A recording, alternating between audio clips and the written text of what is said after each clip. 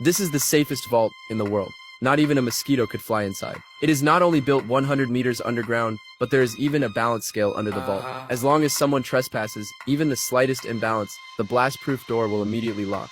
Then water will be poured into the vault, trapping the intruder inside, and such a clever design was cracked by a genius teenager. Nick was invited by major companies before he even graduated. The conditions they offered were more outrageous one after another. As long as Nick agreed, they could fulfill any of his requests. But Nick wasn't tempted at all, because what he pursued was not fame or fortune, but challenge. Until one day, a man came to Nick. He wanted to invite Nick to crack the vault's code. Just not long ago, their team salvaged a chest from the sea. Inside were 3 gold coins. The coordinates on the coins pointed to a huge treasure. But before they could celebrate, they were surrounded by the Spanish customs officers. The police confiscated the chest and put it in the underground vault of the local bank. Right across from the bank is the army headquarters. Hundreds of soldiers are on standby at any time, and inside the bank, every corner is filled with cameras and sensors. And security guards patrol 24 hours a day. Even the head of security was a former commander of the anti-terrorism unit. The man's goal was to have Nick help steal the gold coins. Hearing this, Nick agreed without hesitation, because this was exactly the challenge he wanted. So the next day, Nick took a plane to Spain. They immediately began planning the operation.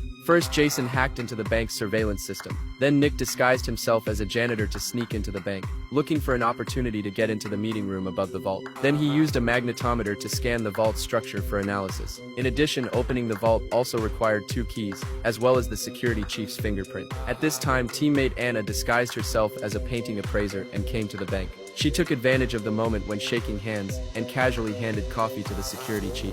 This way, she cleverly copied his fingerprint. After that, Anna went to the bank president's office. When the guard left, she took a UV light out of her bag and quickly scanned the painting on the wall. But Nina's target was not this painting, but to record her actions as a video, then slow it down 20 times for playback. This was to replace the bank's surveillance footage. This would buy them a 2-minute gap. Anna quickly located the safe. She took out a stethoscope and placed it on the door of the safe. Although security noticed Anna's actions, they didn't know the surveillance footage had already been replaced, and Anna had already obtained the vault key. She immediately began a laser scan. After Jason received the data, he successfully used 3D printing technology to replicate the key. After finishing all this, Anna quickly put the key back. But at this moment, the bank president suddenly came in, disrupting their plan. If time ran out and the president suddenly appeared on the surveillance footage, it would definitely arouse security's suspicion.